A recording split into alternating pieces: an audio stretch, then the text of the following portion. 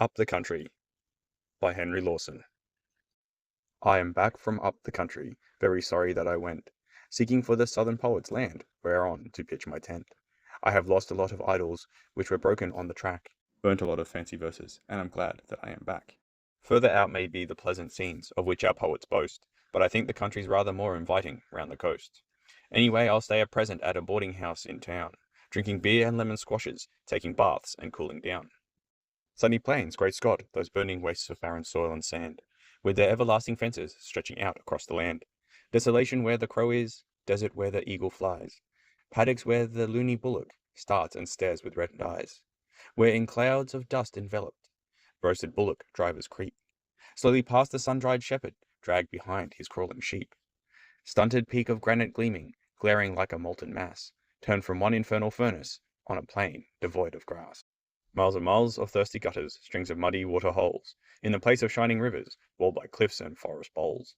Barren ridges, gullies, ridges, where the ever-maddening flies, fiercer than the plagues of Egypt, swim about your blighted eyes. Bush where there is no horizon, where the buried bushman sees nothing, nothing but the sameness of the ragged, stunted trees. Lonely hut where drought eternal, suffocating atmosphere, where the god-forgotten hatter dreams of city life and beer. Treacherous tracks that trap the stranger, endless roads that gleam and glare, dark and evil-looking gullies, hiding secrets here and there. Dull-dumb flats and stony rises where the toiling bullocks bake, and the sinister goanna, and the lizard and the snake. Land of day and night, no morning, freshness and no afternoon, when the great white sun in rising bringeth summer heat in June. Dismal country for the exile when the shades begin to fall, from the sad heart-breaking sunset to the new chum worst of all. Dreary land in rainy weather, with the endless clouds that drift over the bushman like a blanket that the Lord will never lift. Dismal land when it is raining, growl of floods and the whoosh of the rain and wind together on the dark bed of the bush. Ghastly fires in lonely humpies, where the granite rocks are piled, in the rain-swept wilderness that are wildest of the wild.